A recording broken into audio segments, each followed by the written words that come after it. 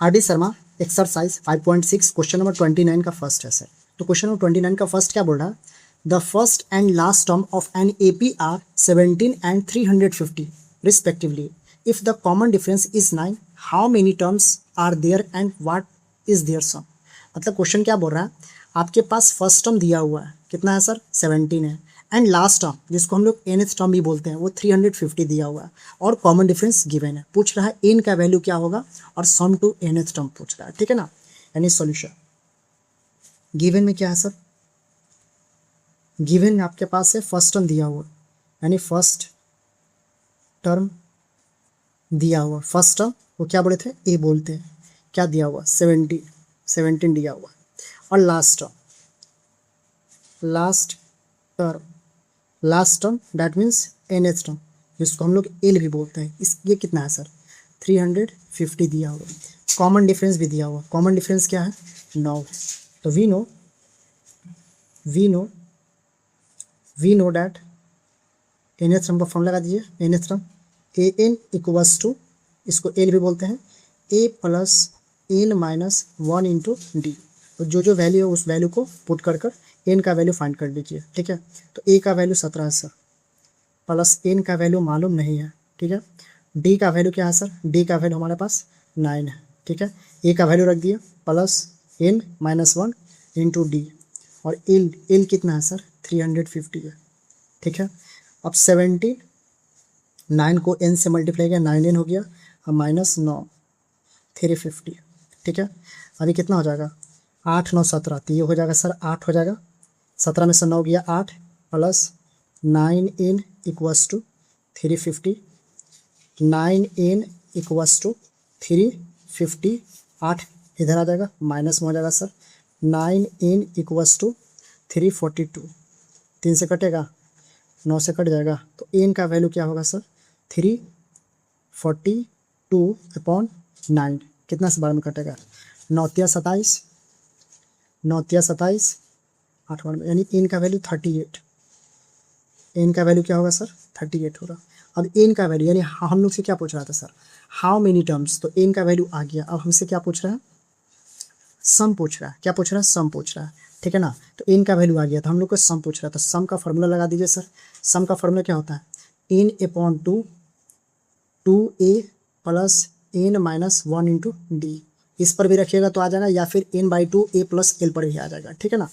तो हम लोग को S38 निकालना है, क्या निकालना है सर S38, तो 38/2, 2a का वैल्यू क्या है सर, a का वैल्यू है 17 प्लस 38, एल के यहाँ पे 38 रखेंगे, 38 में से गया 37 इंटू डी का वैल्यू क्या है सर, डी का वैल्यू हमारे पास है 9, डी का वैल्यू क्या है सर 9, S38 क्या होगा S38, ये कट जाएगा 19 बार में 19, 17 दूनी 34, प्लस ये कितना होगा 7 9 63, 3 कैरी 6, ठीक है ना, 9 तिया 27, 6 33, 333, 7 9 63, 3 फिर 9 तिया 27, 6 33, ठीक है सर।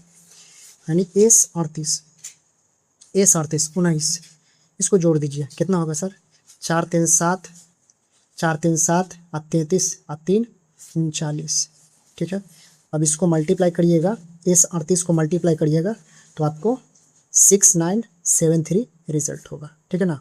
तो ये हम लोग से पूछ रहा था, तो ये रिजल्ट आपका S38 का वैल्यू है, ठीक है ना।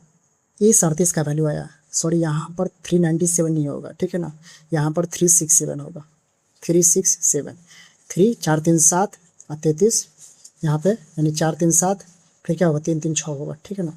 हाँ 367, अब 19 को 367 से मल्टीप्लाई करेंगे तो क्या आएगा सर 6973 आएगा, ठीक है ना। तो ये हम लोग का 29 का फर्स्ट है। अब हम लोग 29 का सेकंड पर चलते हैं। क्वेश्चन नंबर 29 का सेकंड क्वेश्चन है सर। तो क्वेश्चन नंबर 29 का सेकंड क्वेश्चन क्या बोल रहा है, the first and last term of an A P -5 and 45, यानी फर्स्ट टर्म -5 है एंड लास्ट टर्म जो है ना यानी nth टर्म आपका 45 है, यानी ए एन और एल का वैल्यू जो है 45 है respectively. If the sum of terms of the A P is 120, यानी सर एस एन का वैल्यू दिया हुआ है, सम टू nth टर्म का वैल्यू दिया हुआ है 120।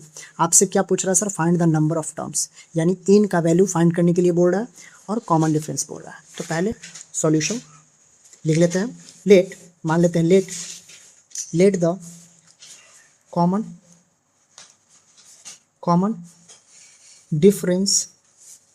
डिफरेंस ऑफ एन एपी को आप डिलीट कर लो सर, ठीक है। नंबर ऑफ टर्म्स आपको n तो है, आपके पास गिवन क्या है सर, गिवन क्या है, गिवन है आपके पास फर्स्ट टर्म दिया हुआ है सर, फर्स्ट टर्म कितना है सर -5 है।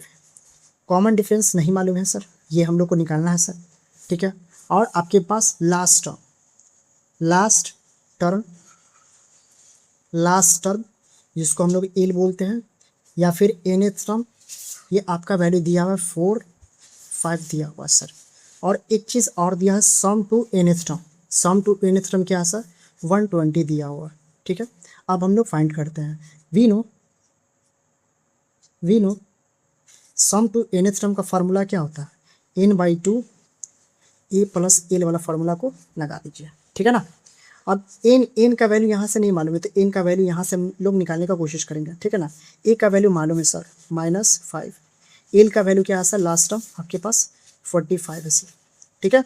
और सम टू nth टर्म कितना है सर 120 है, n/2, अब ये कितना हो जाएगा सर 40, यानी 45 में से 5 जाएगा कितना होगा 40 हो जाएगा सर, ये हो जाएगा 120, ये कट जाएगा सर 20 बार में, ठीक है, क्या बार में 20 बार में। तो यहाँ पे क्या हो गया, यानी 20 n = 120, ठीक है। अब 20 को इधर ले आइए, तो n = 120/20 कट जाएगा सर, तो 6 बार में। n का वैल्यू क्या होगा सर 6, n का वैल्यू 6 आया सर, यानी नंबर ऑफ टर्म्स तो 6 आ गया। अब हम लोग नंबर ऑफ टर्म्स यानी n के हेल्प से हम लोग डिफाइन करने का कोशिश करते हैं सर। तो हम लोग जानते हैं यानी nth टर्म का फार्मूला क्या होता है सर, nth टर्म का फार्मूला a + n - 1 × d होता है सर। nth टर्म का वैल्यू दिया हुआ है, तो a का वैल्यू पहले पुट कर लो 5 -5, और n का वैल्यू है सर हमारे पास 6, n का वैल्यू क्या है सर 6। अब 6 में 1 घटाएंगे तो क्या होगा सर, 6 में 1 घटाएंगे तो हमारे पास क्या होगा सर 5 होगा, क्या होगा सर 5। और d का वैल्यू मालूम है सर, नहीं मालूम है, तो d रख दिए सर, ठीक है ना। अब an का वैल्यू क्या है सर, nth टर्म यानी लास्ट टर्म यानी 45 दिया हुआ है सर, ठीक है।